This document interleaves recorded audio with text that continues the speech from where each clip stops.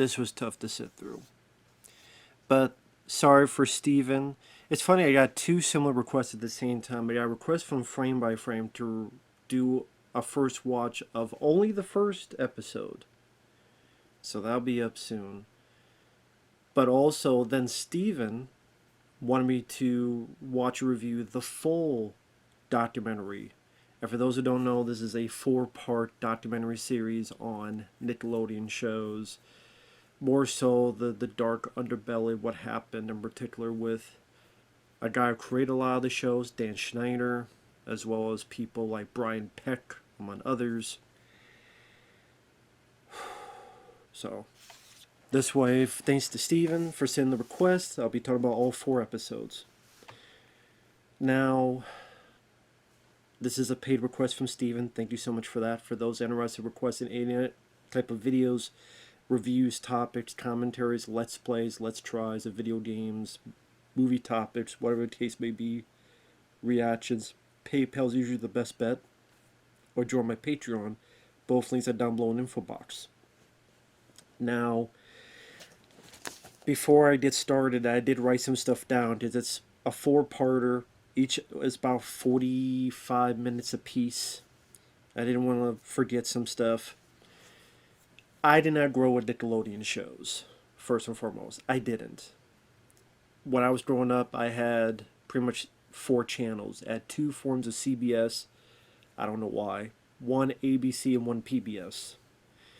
The few times I knew of Nickelodeon, our aunt would send us videotapes where a bunch of stuff was taped.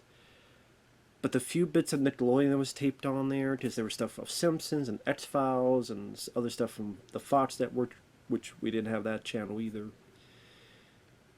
There were maybe a few episodes of Doug, a few episodes of Ren and Stimpy, I think some Rugrats, and maybe a few Are You Afraid of the Dark, and maybe even a few of Secrets of the Hidden Temple, I believe it was called. And that's it. In this era, I was just too old for it. I mean, in this era, I guess the only kid shows I was watching is like the Ninja Turtles cartoon from 2003. Other than that, wasn't even watching much shows. I was watching more movies or rewatching Aliens, Cobra, Predator. Speaking of Predators, but so maybe I just wasn't the age and I didn't have the opportunity. So maybe a lot of people knew about this stuff, but I didn't. I was very much in the dark on it. Now, when I go through this, I can't say it's a surprise in the fact that I didn't know the details, but it's not a surprise because it's Hollywood. I think there's a good reason why nowadays we, as the public, as a society, think of Hollywood as Weirdsville. That there's a bunch of weirdos, a lot of people who you don't know how to trust, and they're actors, but they're pretty good actors, or they're directors, and they're just a lot of sick stuff, whether it be stuff we hear of Kevin Spacey, Bryan Singer, Victor Salva. I mean, the list goes on and on. And sadly, the common trope of a kid star, a child actor, went through terrible things. Corey Haim, what he went through with Dominic Brazier, which is one of the many reasons I do not like and do not care for Corey Feldman, because, as Corey Haim said, Feldman, you protected this guy, Dominic Brazier, because he was your buddy, and then you try to do a documentary where you just try to make fun of Corey Haim for a good chunk of it, and then bring up Charlie Sheen to take the name off of Dominic Brazier, who was your buddy. That literally there's a story about Corey Haim slamming you into a wall, I think on the set of Busted, because you hired Dominic Brazier when you know what the guy did to Corey Haim. Anyway, I'm going off tangent. And if people don't believe me, feel free to do your own reconnaissance. If I get stuff wrong, I apologize. But anyway, it's Hollywood. It's unacceptable. And sadly, it's a thing that I don't think it's going to stop anytime soon. I think it's just people going to hide it better. But call me cynical. I don't trust anyone in Hollywood. Pretty much anyone. So we get to episode 1, which I did do a commentary on because Frame by Frame wanted it. Now, Frame by Frame, if he sees this, if he wants me to do a commentary on the others, I don't mind. But that's up to him. But for review, episode 1, it brings up how there were shows like Salute Your Shorts, Are You Afraid of the Dark, Ren and Stimpy, and they talked a bit about Dan Schneider. Now, Dan Schneider was an actor who he was on this show called Head of the Class, and one thing led to another. He got with Nickelodeon. He got to write a show that was Saturday Night Live for kids called All That. And it would show a lot of these clips that, again, I didn't watch these shows. Zoe 101, the Valetitor, I forget the one that's called with a V. Even the I didn't watch any of this. So I'm watching these clips for the first time. I'm sitting there going, there's an underage girl holding a potato, doing this. Imagine this potato, she's doing this, and she's making moaning sounds. How could any, and throughout one of the later multiple of the points of the later parts, they go, well, how come someone didn't say anything? Well, the studio or network questioned it, but Dan Schneider says, oh no, it's this and this.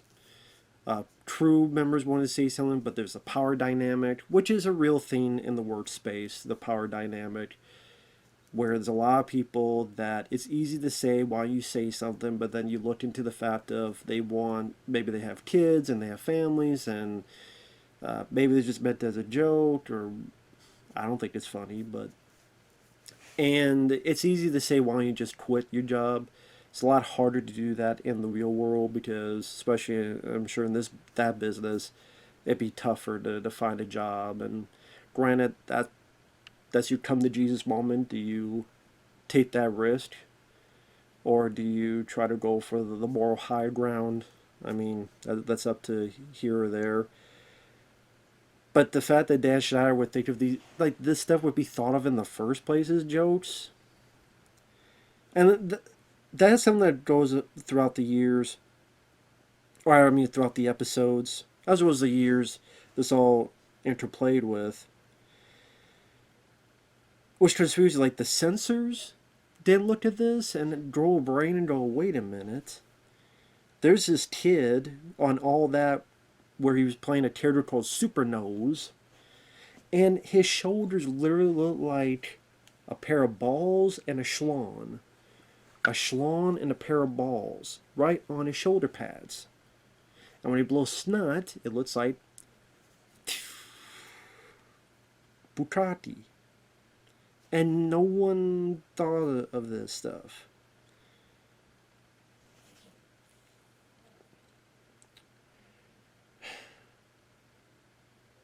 Or like underage girls open their mouths and letting water shoot into their mouths, or later on where Brian Peck, he played the pickle man, and so there's a bit like he puts a pickle through like a doorknob, and there's Ray Romano, pickle, and eating it. I'm like, that's a glory hole joke. That is a glory hole joke on a kid's program. And I know it gets that thing of like, there are plenty of stuff that put inappropriate adult humor in kids' program. Ren and Stimpy, you could say, it's a kids program, but there's a lot of adult jokes in there. SpongeBob SquarePants. I didn't watch much of that, but I was requested a few movies of it to watch, so I would do a little bit of research. There's one joke I found where someone's hidden in the sand, and their nose is up, and I think Mr. Crab looks down and goes, I hope that's your nose, as opposed to what, his boner? And that's a kid's show. Go back in the day, the Monster Squad. I love the Monster Squad. That does have younger kids with a telescope, which has a peephole that they look at to See, and there's even the bit where they blackmail a lady because we got naked pictures of you. Is that too far? That's the thing when you look back. It's like, I enjoy the Monster Squad. I grew up with it. Then you're like, okay, well, where's the line that it's too far is not too far? And that's in the eye of the beholder. I do think the Monster Squad was more innocent in its intention, and this stuff, on the flip side, seemed a lot more in your face and much more gratuitous and much more ugly. At least that's what it seemed like to me. But again, it does get in that conversation that would be interesting to have for people. Like, I mean, going back to Disney, I always mention The Little Mermaid.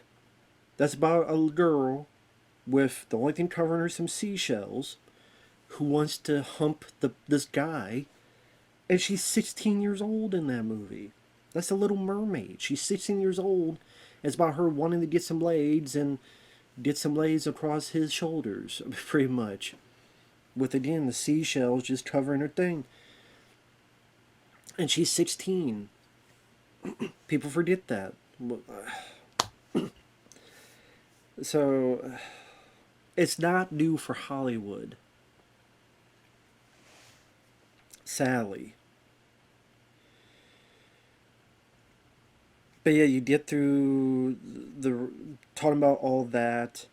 You want to be on the good side of Dan Schneider because it equals more success. There's an actress named Katrina that she was told she was getting too fat, and we already have a fat one. Where's like, okay, Dan Schneider, if he said he shouldn't talk, because it looks like he ate the whole buffet. Amanda Bynes being on all that, she's not interviewed. I don't know if she was asked to be interviewed. It seemed like something that would have been very important to talk about, but you can't force someone to talk about it if they don't. And how some people were replaced because Amanda was like the new face, the new favorite had arrived. And then the second half of the episode goes through these two writers, these two female writers of the Amanda Show, and how Dan Schneider would tell them, women aren't funny, why are you naming me a funny writer? I'm like, is Dan Schneider Eric Cartman? It's ironic because the last time I was requested a South Park episode, it was with Cartman trying to keep repeating that women are funny, and that's because of the Ghostbusters 2016 theme. But it's funny. That's way before this info came out. And when I say it's funny, I mean in an ironic sense of, like, years before, Eric Cartman said the same thing as Dan Schneider, I guess, is Eric Cartman.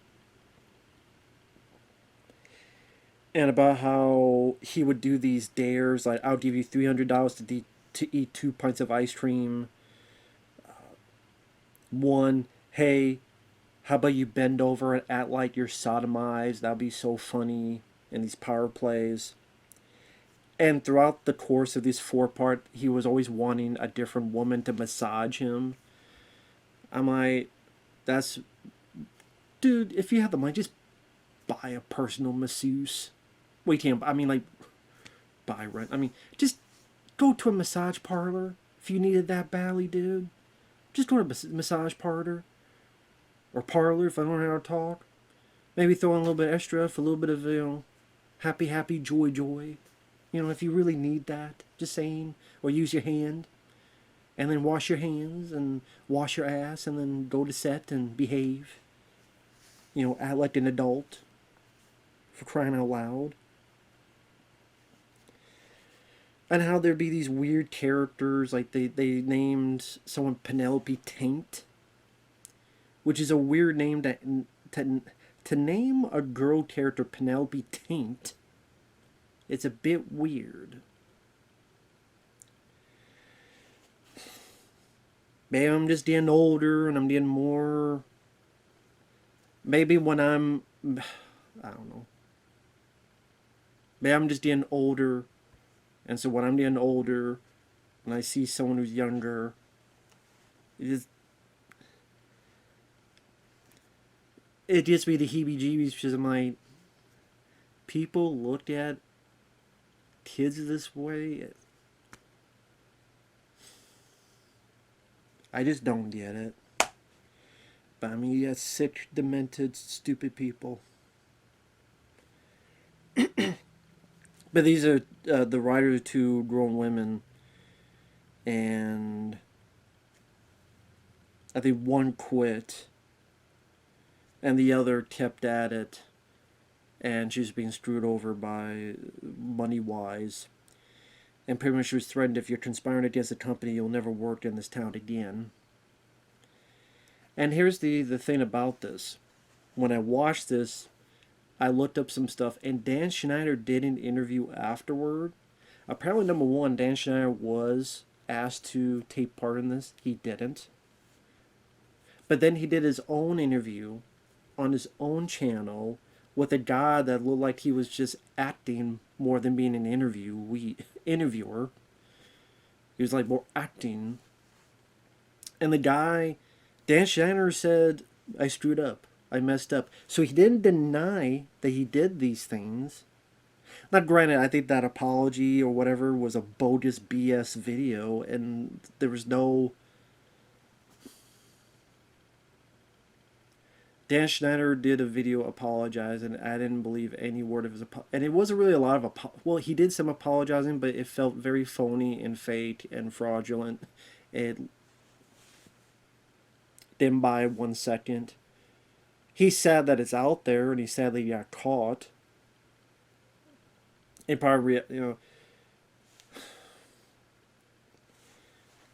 there's so many people saying like the same thing. It's like, okay, if it's one or it's two, but like everybody's saying this, where there's smoke, there's fire. And again, he pretty much admitted it. He said, I'm a different person now. I'm like, no, you're not. You just got caught. One thing I wanted to mention, I don't know where I'll try to put this in the middle, that I forgot to bring up. In episode 1, there's a bit where you had the two lady writers. I think wherever I put this, either later on in the video or earlier in the video, I said one of them quit. The two writers? No, that wasn't well, that's true, but I think I worded it wrong. I just, as got the video done, I did this afterwards, so that's why you see we're cut. The first writer, she was fired just because she went to like a concert. She was just fired. The second person, she came back for season 2, but Dan Schneider said, you need to work the full 27 weeks, but we can only pay you for this amount of weeks. So that means you have to work 11 weeks for free. I would have said, you know where to stick this at? Stick this right all the way in till all you see is that. But she lasted a couple days, and then the guy said, didn't last year you talked about you used to have a job with phone sex? And then she quit. And then here's the sad thing. This is another thing I wanted to mention. You know how a lot of people, even me, go, why didn't someone say something? Why didn't someone say something? Well, this lady did say something. She said it, and she sued the guy. She sued Dan Schneider. And they showed the documents and, what all happened. Like the details. She sued Dan Schneider. She even said, I know I'm not going to have a career after this. I was hoping to do this so that it would stop. And it didn't stop. Instead, he did other shows. He became more toxic. And did you see how she kind of crumbled, where it was like all for nothing? Like, I sued the guy, I told people, I warned people, and it was all for nothing. So again, some people wonder, why don't someone say something? This is a lady, one of the two writers. She did the right thing. She sued. She said something, and she got butt kissed. She got thrown under the bus. She got screwed over. And nothing changed. Because nickel and dime and Nickelodeon didn't care. They didn't care. Because the guy made money. If you make money, it's all they care about at the end of the day. Always has been, always will be. just the way it is. So I just had to put that in, just get that anger back to our regularly scheduled program as I headed this in. See you later. So he's not denying this stuff. At least most of it. I can't remember in that interview if he went into details, if the guy asked, so did you ask someone to bend over and act like they're sodomized? You would think it'd be like, no, I didn't, and anyway, it pretty much talks about how much Dan Schneider is a creep. And like I said, he didn't really deny a whole lot. He's like, I screwed up, but like I said, it just, how do I keep repeating, it just felt so false, like fake BS. God. Get to episode 2 of this 4-part. This is where it got even tougher, man. We get into the guys who like little kids way too much. The production assistant named Jason, who would like show the kids around. There was this little girl named Brandy, and that he would email her, and she's like, oh yeah, it's my friend. She's, I don't know, 9, 10, 11 years old. Then one day, the mom is interviewed that her daughter shut the computer down, ran, and closed the door. Well, the mom said, and is asked her what happened. There was an email that showed a picture of him naked, doing stuff, saying, I'm thinking of you.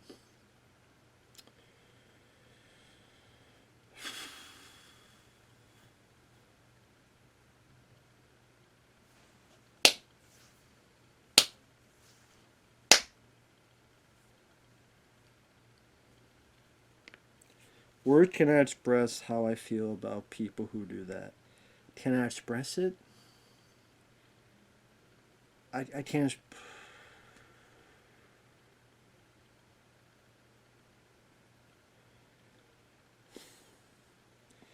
I was mad at the mom, though. I was really mad at the mom, though. Because she said, should I call the police? Oh, I can't call the police. They'll think I'm a bad parent. And I literally, I literally had to pause. And I got up and I walked. Not outside, but I walked to my bathroom. And I, like, washed my face. And I went, you are a bad parent. The fact you didn't call the cops right there, you're a bad parent.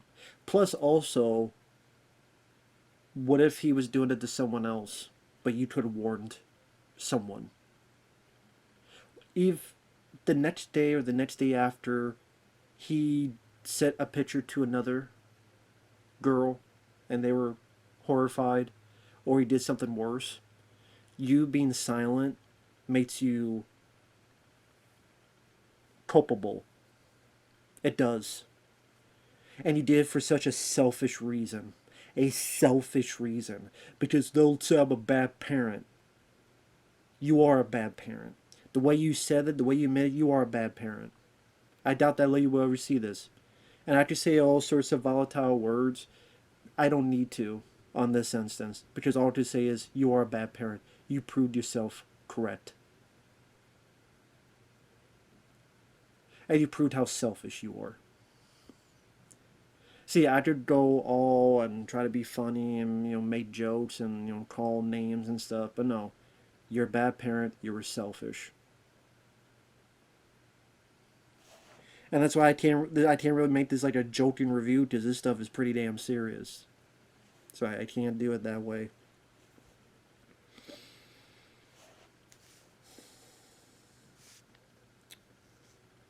Can't call the police. Give me a break.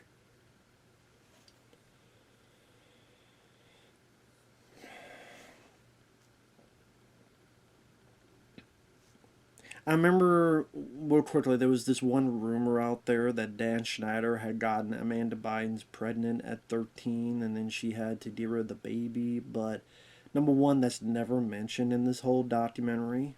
never mentioned once, which I thought was weird because it was a rumor that was heavily out there, and they mentioned a lot of other stuff. But then, if that had happened, why is it that Amanda Bynes would get with Dan Schneider when she was 16 years old to be part of another show? Not only that, when she's 16, 17, fighting with parents, and she ran from home to Dan. To Dan Schneider. Not people to say he's manipulative or stuff, but I'm like, oh. So, I don't even know what to say about all that. So they interviewed three of the kids on the newer version of all that, and they talk about how they didn't, this Dan Schneider seemed to be a dick. And like there's the kid that because he's black, he had to rap, so he's a rapping fetus, which I think is a stupid idea. Or this Dare show, like Fear Factor, but for kids, which I thought also was really weird. So, oh, hey, kid, put a scorpion in your mouth. Hey, let's put peanut butter on you and let's have a bunch of dolls lick it off your body. Bunch of weird ass stuff, man. Weird ass stuff. And apparently, one of the few people, this director named Virgil, nothing to do with the wrestler, may he rest in peace, he was fighting for the kids. But then I guess something led to it and he was gone, got fired. And then one of the kids, Brian, got fired. More so probably because his mom was very adamant about what was going on. And I guess maybe that drove a wedge into her and her son. Even though I think his mom meant well. At least someone was saying something about it. And then that Jason, that production assistant, gets arrested and is only sentenced to 6 years. That's it, 6 years. Not 60? 6 years, that's it. And then they introduced Brian Peck, who was the pickle boy, and how he was a very nice guy. For those who don't know Brian Peck, he was also one of the punks and the Return of the Living Dead. He played the character Scuzz, which fits perfectly because he's a Scuzz bucket. He also narrated the Return of the Living Dead documentary, and that's why it's hard to listen to that documentary on Return of the Living Dead. It's a well put together documentary, but he narrates the whole thing. So I have to hear his voice, and I don't want to hear his voice. I know, separate the art from the artist. Sometimes it's tougher for me. Sometimes I try. Sometimes it succeeds, sometimes it fails. I don't know what to tell you. I mentioned the Pickle Boy theme was weird. The phallic symbol. And they went to his house, and apparently Brian Peck was a pen pal of John Wayne Gacy and had a portrait that John Wayne Gacy made for him.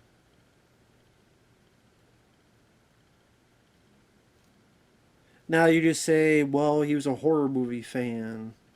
No, he gives horror movie fans a bad name. You'd be a fan of fiction all you want. I'm not a fan of Jeffrey Dahmer. I'm not a fan of Charles Manson.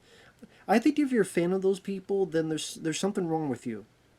I'm not going to sugarcoat it. If you are getting pen pals, being fans, talking positive about Charles Manson or John Wayne Gacy or Jeffrey Dahmer or Jack the Ripper, there's something wrong with you. Something wrong with your brain cells. There's something wrong. There's something wrong in the state of Denmark. There's something wrong. Something wrong. Then you get to episode 3, which is the toughest. You find out who Brian Peck did stuff to, and it was Drake Bell of Drake and Josh. Which someone had requested like one or two, like the movie and the last episode. I didn't know about any of this. I guess all this happened before he was on Drake and Bell. It was when he was, I guess, the Amanda show. So before he did Drake and Bell, all this had happened. So he's doing that show when he's been through all this. And Drake Bell talks about him growing up. He was in an episode of Home Improvement. He was in Jerry Maguire, which I remember that kid in Jerry Maguire. He's trying to talk to. I think it's early on, and like the kid like gets mad and turns and does the middle finger, but he always gave it like this. He always did the middle finger wrong. And I remember him in Jerry Maguire. That was him. And his mom and dad is separated. His dad seems like a nice guy. I was heartbroken for his dad. How emotional he got.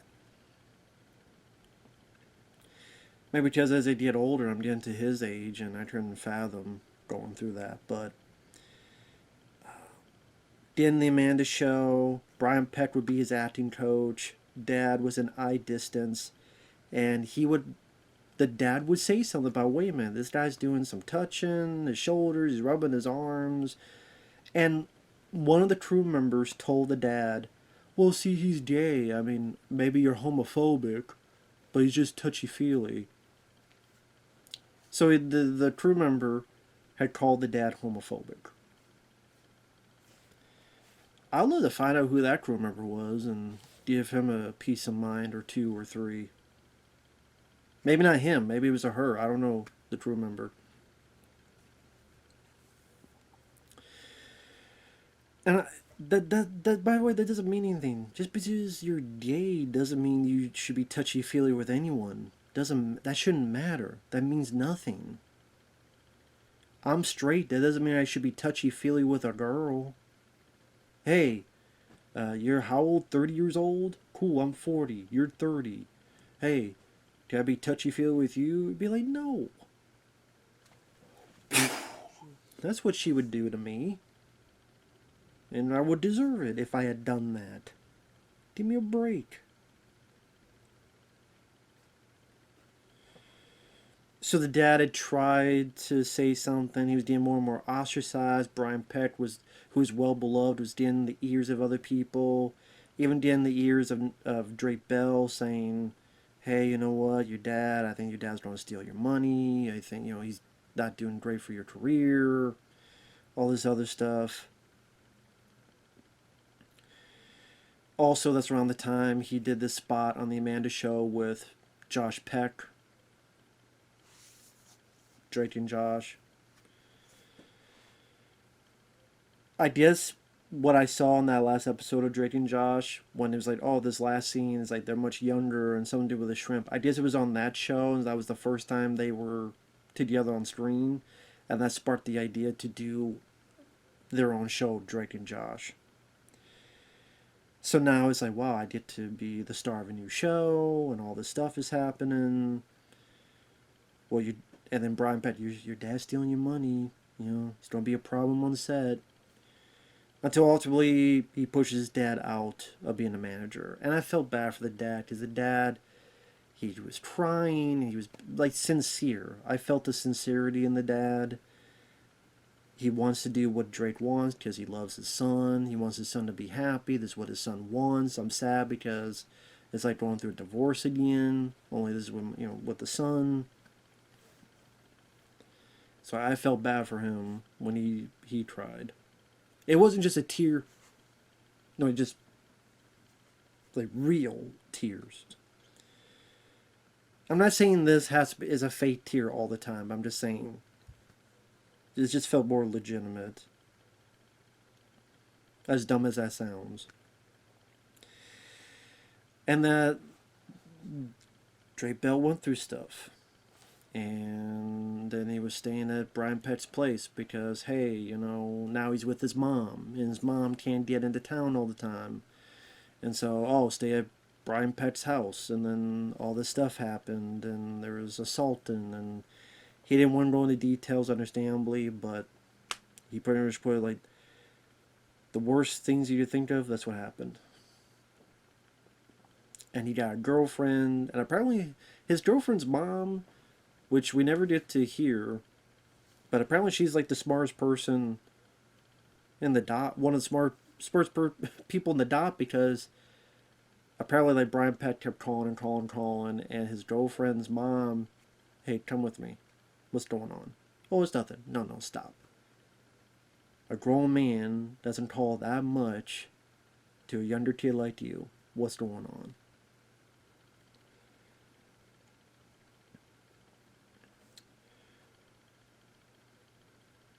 Now, I don't know how long it went after that, but I guess apparently at one point he was talking to his mom and everything came out over the phone. They got the authorities. He calls Brian. They got a tap on him. And Brian Peck admits to everything. And they're going to go to trial. And one of the most heartbreaking things was the call to his dad, where he said he had to call his dad, and his dad didn't know anything what was going on. He said, "Oh, you hear what happened to Brian?" And the dad's like, "What?" "Well, they got him." "Oh, I knew it. I knew he would do something like that. Thank God he didn't get you." And Drake Bell couldn't tell his dad. He's like, "Yeah, yeah." And then they asked the dad, "How does it feel like when you found out?" He's like, "Well, how do you think?" "He just busted out crying again. I'm not the same today." I think that dad seems like a nice guy, seems like a noble person, and he feels guilt when he shouldn't because he did the best he could, and he was handcuffed. He was handcuffed because of the set. He was handcuffed because of the crew telling him he's homophobic and stuff. He was handcuffed because, Drake Bell, who's a growing kid, and my parents don't know everything. His ex-wife not doing her damn job. It says a lot that the mom is not interviewed, but the dad is. That told me a lot. The mom is never interviewed, the dad is. And you think this is such a... And that's one thing I liked about the fourth one, the last bit, is he's outside with his dad, and they kind of have their shoulders across each other, and they walk off. At least some type of feel good in this whole 4-part venture. But the mom is nowhere to be found. Again, I find that very telling. Telling of what?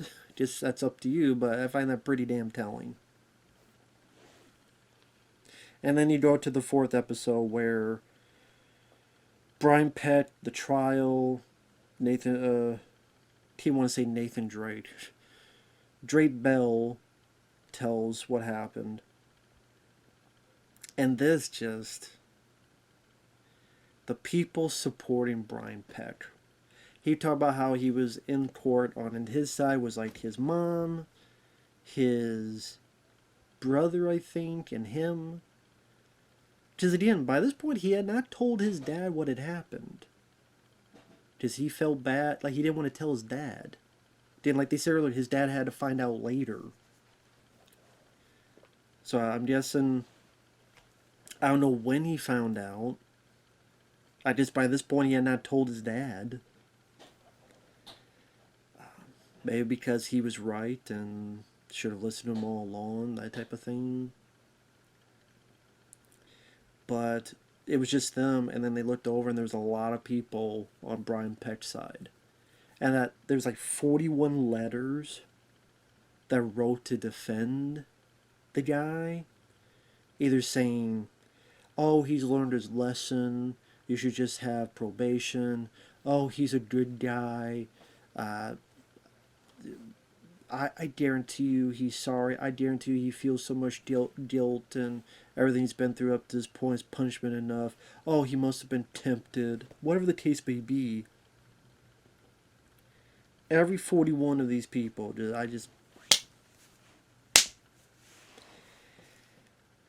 and some of them have come out and said, "Oh, I didn't get all the information I had. I was misinformed." Like people like Ryder Strong and Will Friedle from Boy Meets World. Will Friedle is the voice of the guy in Batman Beyond. And by the time this has happened, you guys are like in your 20s. And you tell me something this serious, you didn't decide to go and find a little bit more information as to what's going on? What? Oh, I'm such a busy schedule. I'll just write this. Like, you're not going to get a little bit more information in this? Alan Thicke, Joanna Kearns, Timmy Robertson, James Marsden, yes, who was in Sonic the Hedgehog 1 and 2, who was in X-Men as Cyclops. His letter was like, oh, Brian Peck's a good guy, and I'm sure he feels terrible what happened. Anybody that defended Brian Peck, anyone who wrote, I want to say every bad word in the book to those people, because to me, you're just as bad as Brian Peck. I don't care what anyone says. You're just as bad as Brian Peck. You are. So James Marsden, I'm heavily disappointed in you, and you're on my shit list from starting today till the end of time. And then you're a coward as well because you haven't said a single thing about this. At least Ryder Strong Wilfredo said something. I don't buy it. I think you thought these letters would be sealed up forever. But now you want to save face. So I guess that you're a little bit smarter. But James, as stupid as it sounds, it makes me not want to watch Sonic the Hedgehog 3. Tell you that much. Because that guy's in it. Unless you want to cut that. Oh, you don't cancel. You know what? Sometimes I do. Sometimes I do. Sometimes I do want. Sometimes I do want that. Get mad at me all you want. At least for a little bit. I mean, we did worse for Will Smith and he slapped someone. I don't condone that either. To me, this is worse. This is way worse than that. And, yeah. All these people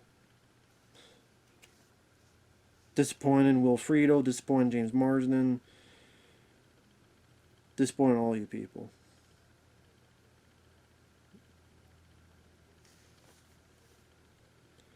Again, I could say a lot of words, but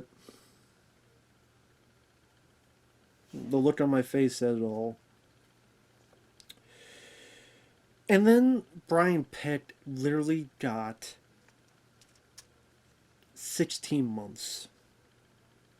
That's 1 year and 4 months.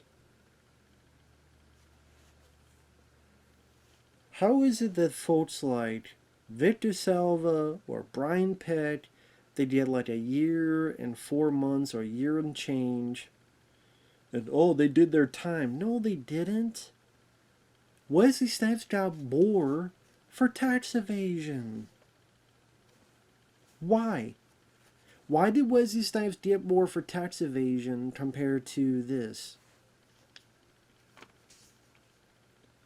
16 months? That's it? Not 20? I would go for 40 years. At least. Just life in prison. You know, if a life in prison or death penalty, either way. Because life in prison, they don't like... If I understand, people in prison don't like people like Brian Peck. You know what I mean? You know, the diddlers.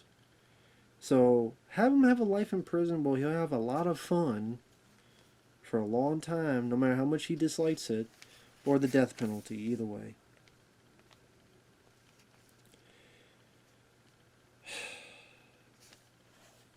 And then he got another kid show, a Disney show, The Sweet Life of Zack and Cody.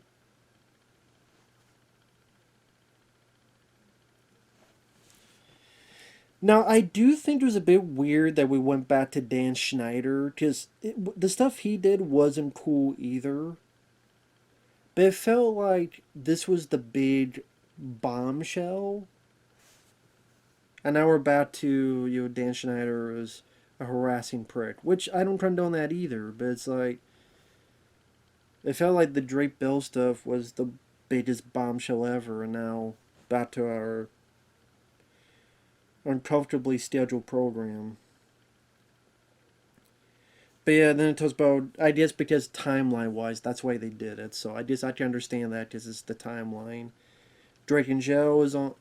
Uh, Drake and Josh is on. Is getting successful.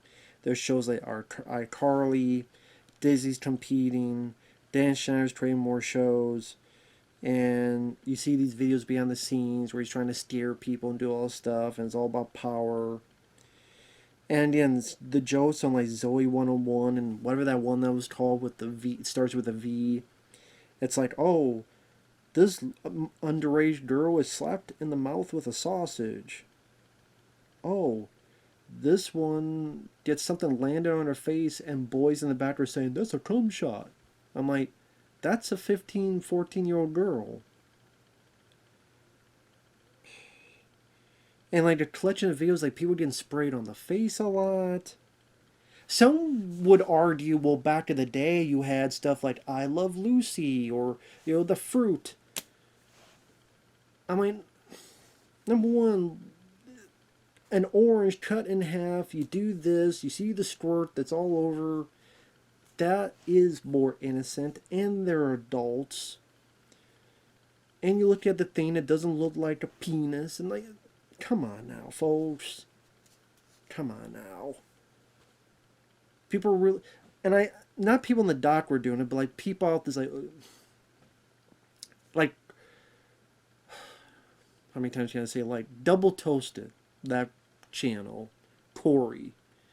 They reviewed this, and I didn't understand their rationale. I'll put it that way.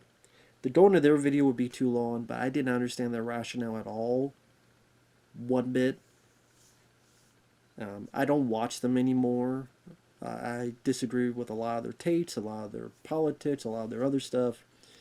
But I don't know, I was just curious what other people thought, and I saw and went, I don't always get it right either. So who am I at the top? But yeah. Wasn't a fan of their video, I'll put it that way.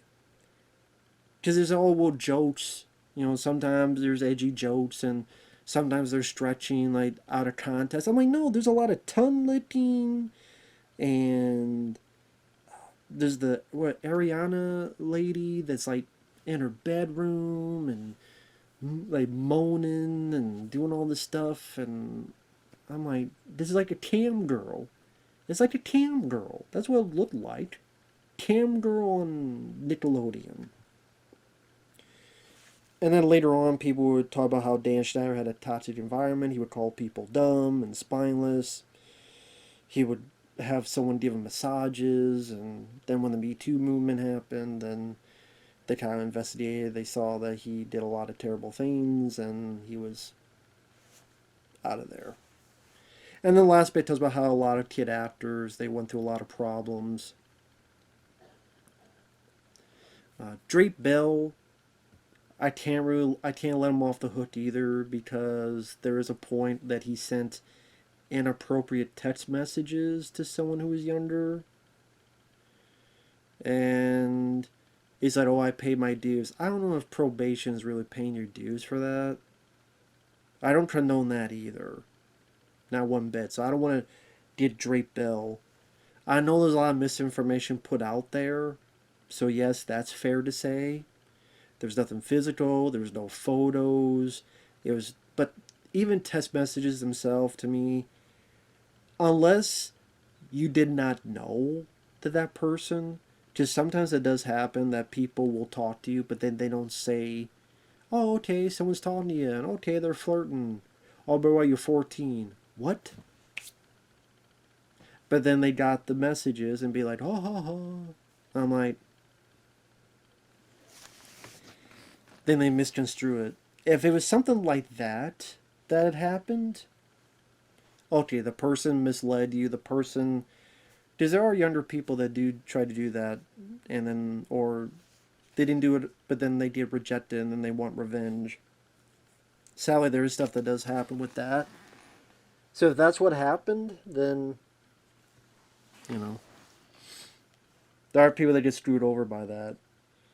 So I don't know the full details of that, so that's why I shouldn't say more about it. And I'm sorry, I'm checking the battery. Just this went a bit longer than I thought. 46 minutes. But a lot of kids, you know, they got more cynical.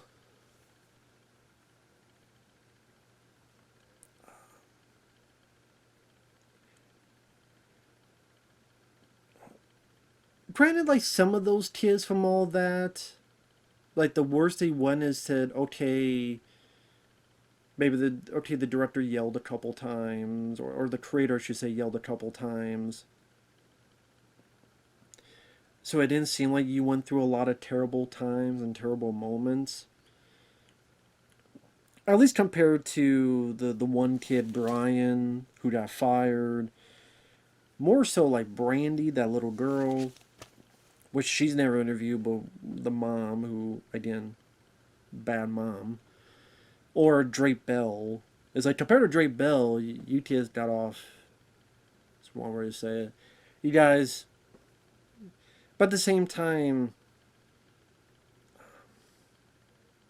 they talk about the environment, how, you know, was that the best? And I mean, if you're dealing with kids, then there's a certain way you treat kids. There is. Treat them like a responsible adult. At least halfway responsible, at least.